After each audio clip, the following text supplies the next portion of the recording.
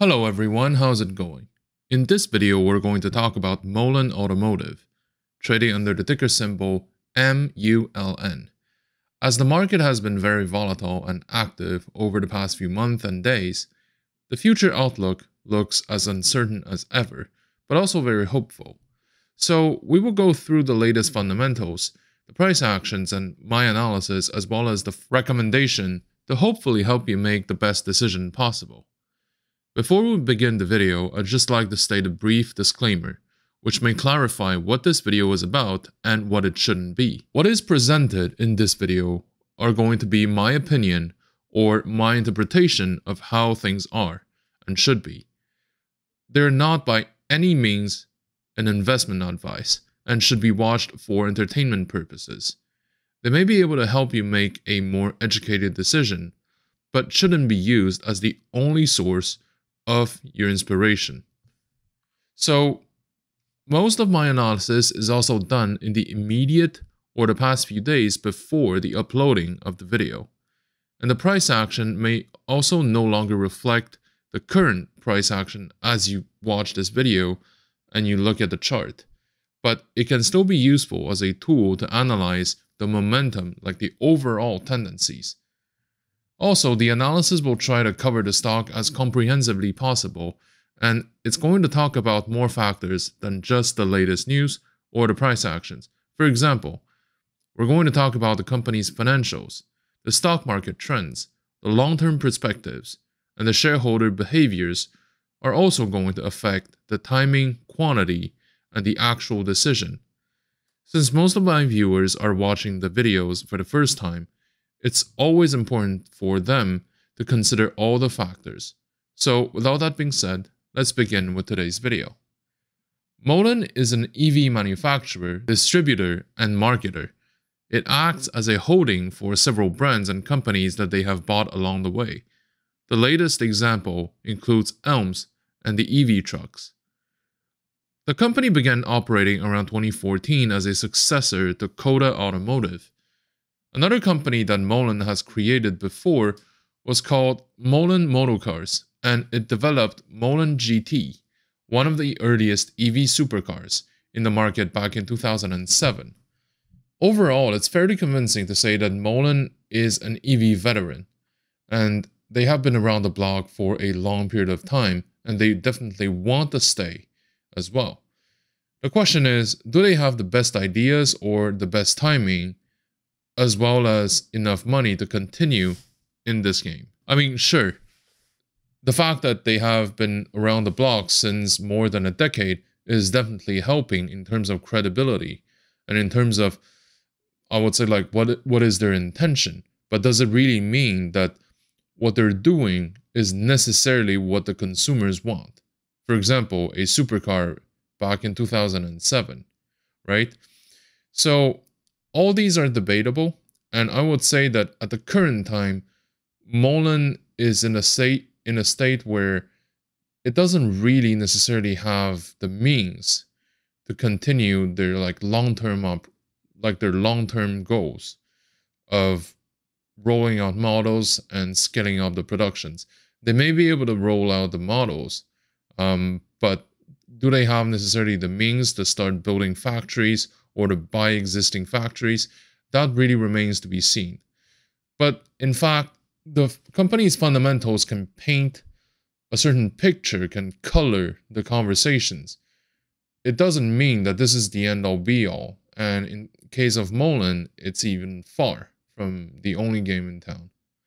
So the recent price action has seen Mullen share price reaching around 30 cents, down by more than 40% compared to the peak of the stock, but also up from like the 25 cents level that we have seen over the past few days. This price movement was considered to be a little bit bizarre, given that it is a reaction almost to the news that Mullen reduced its debt by almost $13 million. The actual reason why the stock might be down would be the interest hikes, the tendency for many shareholders to realize a slight gain, to exit a position because they were overexposed or something similar, or the additional short pressure that was resumed soon after to make sure that a short squeeze doesn't happen to like discourage the retail traders trying to squeeze them out. In the recent trading session, however, it seems like those who were selling off Mullen have reorganized themselves for a renewed bullish attempt, because this is the second day that the stock stopped selling off. Overall, the current short-term price action suggests that the downward pressure needs to be able to stay there for a prolonged period of time before continuing. I can't say for sure that it's going to occur for sure, but if finding a support and resume the upward momentum is key to determine what we're going to do next. And so far, I believe that a support has been reached. If you're not sure, you can also wait for Wednesday to confirm that. So, the long-term price action suggests that the company has been having a hard time convincing shareholders that it has a long-term relevance. It has been trading between $5 and $10 for years before peaking around $15 and finally falling to the penny stock level that we're dealing with right now. What this tells us, or at least tells me, is that Mullen has been hard hit by the ongoing stock market downfall and that its own fundamental weakness did not really help.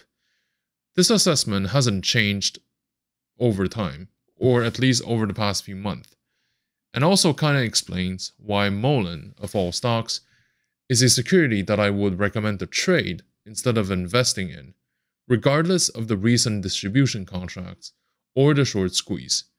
The interest surrounding Mullen is the expectation to scalp a quick gain, a matter of weeks or even days from the short squeeze.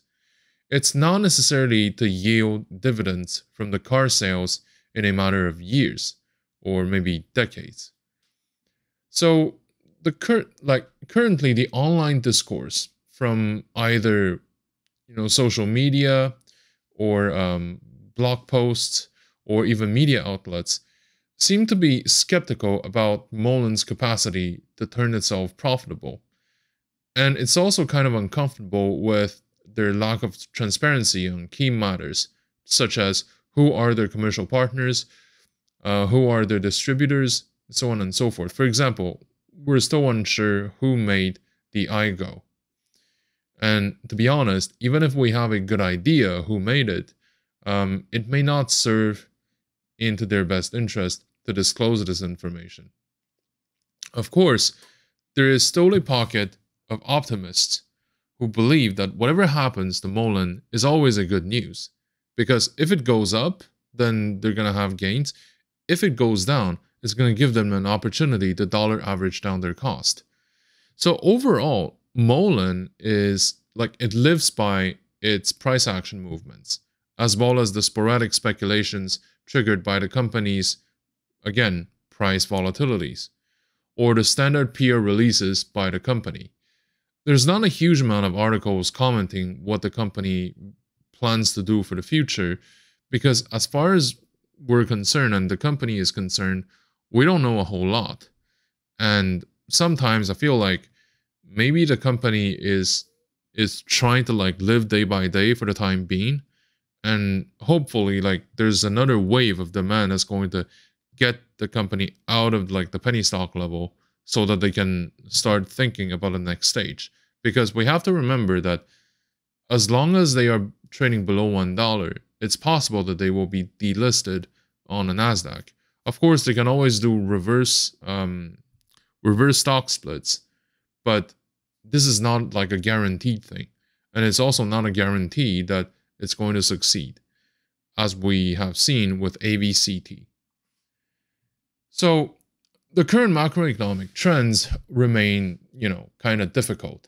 The EV stock, the growth stocks remain under pressure because of increasing interest rates, the capital flight away from those sectors, the conflicts around the world creating tensions and lack of confidence in the stock market, and the bearish expectation of a recession. The additional concerns may include supply chain issues, the shortage of components, and also a modification in the valuation model, or a modification in the expectation of what growth stocks and tech stocks can do after a certain period of time. For example, for many years we have been saying that the Silicon Valley tech stocks, or the tech companies, they can afford to grow at the expense of like abysmal profitability. Well, recently, that is no longer the case with two giants in that sector, Facebook and Twitter. So even though Mullen is not Facebook nor Twitter, it kind of shows that sometimes there can be like those change of mentality, which would trigger people to think that, well, you know what, maybe those companies should start making money. They may or may not be able to do so without laying off a huge amount of people, right? And if you look at the headlines recently, 1 + 1 kind of makes 2 in that case. With that being said, let's also take a look at the company's financials. So in terms of the cash reserves, over time, Mullen has shown its capacity, or at least the willingness, to control its cash levels to make sure that it doesn't fall to too low, so that people don't start speculating about another round of dilutions, which frankly is one of their very few things. It's one of the very few things that they can actually do, because at the current stage, I'm not sure how much debt they can put on to continue financing the operations. And also keep in mind that equity, you sell it, there's no promise. I mean, you can promise things, but they're not obligations. Liabilities, if you take them on and you cannot pay the interests, the company would go insolvent and liquidate. So in terms of liabilities, they have recently removed millions of liabilities off their balance sheet, and this is excellent news for the long-term survival of the company. With that being said, the actual reaction from the market kind of makes me believe that ultimately, it's the market either doesn't really care about this and then they decided to sell the news, or they have believed that this is actually bad news for whatever reason. So, even though on paper it's a good thing, in reality it didn't pan out as such.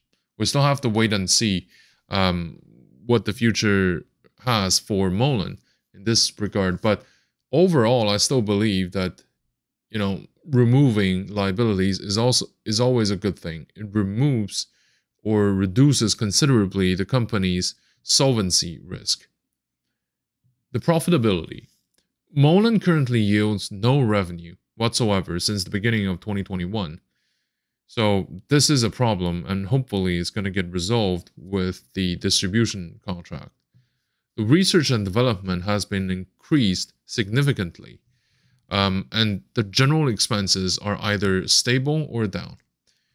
So these are overall hopeful signs, but still, we have to keep in mind that these operating losses will start digging holes into Mullen's finances, which will eventually force the company to do something about it by either diluting the shares once again, or by taking on some debts and increase the solvency risk. Overall, the financials don't really make me worried. The only thing to keep in mind is that if you decide to put money in for the long term, then definitely be careful, because it's possible that a company is going to lose a bunch of money and forced to go through additional rounds of dilutions before going forward. Unless they can make a lot of money with the distribution contracts, and if they're no longer having the issue of lots of people shorting it, right? So if Mullen has bounced back to $5, maybe some of those issues are no longer issues. For example, they just sell a little portion of the equity, and then they can have enough money to keep them going for another year, that kind of stuff. So in this regard, the short squeeze, if it happens, is also going to save Mullen for at least years to come, because they would have a lot more room to maneuver. Is that going to happen? That remains to be seen. The clientele of Mullen is separated in two, so they're mostly similar to Fisker and Tesla and NIO, meaning they're retail consumers who want to buy an EV car. The prices of those cars is definitely not the cheap kind, but it's also not super expensive. So I think that they're aiming for the medium high or medium tranches of the clientele. Overall, it's definitely an interesting mixed bag of low and high end products with the iGo and their own models. With that being said, still, I don't believe that Mullen is fit for long-term investment at this current stage. In terms of shareholder composition, I would say that they're mostly retail, volatile, and reactive to price action movements, which makes Mullen a good stock to trade and to speculate about. But in terms of investment, like I've said, at the current stage, I wouldn't recommend it. And then another major catalyst, of course, remains the short squeeze. Mullen has a huge portion of its daily volume that goes to like short orders. And the way that short squeezes work is that if people pile in and force the stock to go up, they're going to also force the people who have short positions to redeem these positions and to act as a second push to push the stock price even higher. So with that being said, I do believe that as far as my recommendation goes, I do believe that Mullen does have some relevance in the near future as a stock that you can trade. If you're not sure about whether the stock will go up for sure tomorrow, just wait for another trading day to see if they're going to be able to like at least hold the 26 cents level. If they can, in my opinion, this kind of confirms that it has bottomed in like the near future. The maximum exposure I would recommend in Mullen should be around 0.5 to 1%. Now, given the current market environment, I believe that the equity market is in a vast phase of correction, especially when it comes to tech and growth type equities. The financial market has been living and breathing thanks to the continuous creation of new capital with different waves of quantitative easings, which will have consequences on the price of assets as well as their yields. With the interest rates kept relatively low over the years and the increase of amount of capital in circulation, this will keep putting significant pressure on the profit that we can expect the investment products across the board. And this, by the way, is a reality that may shift in the years to come if the interest rate of core infrastructures within our globally financialized system increases. It's useful to remember that the market doesn't represent the real economy, and of course, the real economy doesn't always reflect in the stock performance, since the name of the game here is ultimately called supply and demand, which depends on a whole bunch of factors that go way beyond our own control. If we think about it, this is like saying, if your neighborhood house that is put up for sale is only allowing those who actually want to live inside to buy it, versus if you allow every single type of buyer with different intent or reasons to buy or to sell it. So obviously, there will be a significant difference in the price of this asset for those two scenarios. The market currently works more like the second option, and assuming that it would only reflect the fundamentals of the underlying economy would correspond to the first option. There are a few elements that are considered to be the reasons. The first one is the significant increase of amount of money printed by the central banks around the world, which is then distributed to the banks, with the expectation that they will be loaned to businesses. Normally that's a good thing, but with a lack of opportunities in the real economy, the significant portion of that money actually went back to the financial system to buy up the price of existing assets.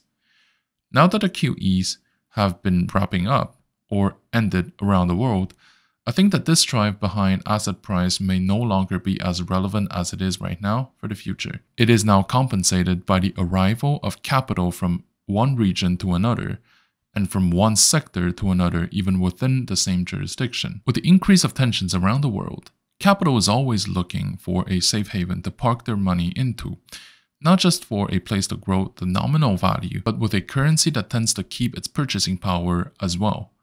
The third factor is the creation or the birth of artificial bubbles, either maintained by the market trends built up over the years or out of necessity. Capital needs to find a place to stay. Some good examples of this would include the EV sector in the 2020 and the oil and gas securities when there are tensions around the world. Either way, when it comes to the price trends of the market, degree of uncertainty is a key drive behind the price fluctuations, and that is likely going to increase as we go on from there. When companies announce that they are going to enter or exit different markets, or that they will be trading on different platforms and exchanges, this can all have significant ramifications on the price of this asset. Some of the considerations to have when operating in this context include having a clear view of what is going on, especially regarding the cash flow and the capital flow, and avoid certain potential pitfalls. One of these is to be careful with short positions.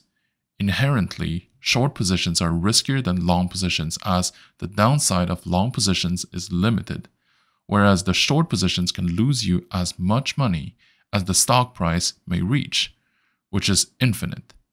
On top of that, we're now seeing a new phenomenon with short squeezes, involving a group of retail traders propping the stock price up, forcing short sellers to recover their positions. Sometimes the attempt will not succeed, but sometimes they end up in very spectacular success. Something else to consider is to treat tech stocks with care. To start, ask questions when the price of a security skyrockets without real fundamentals. It doesn't mean that you shouldn't be touching it with a 10-foot pole, but it does mean that there should be a difference between the decision of long-term holding and short-term trading. Either way, a rule of thumb is that each position should be structured in a way so that their individual performances will never affect the portfolio's stability. Thank you for watching.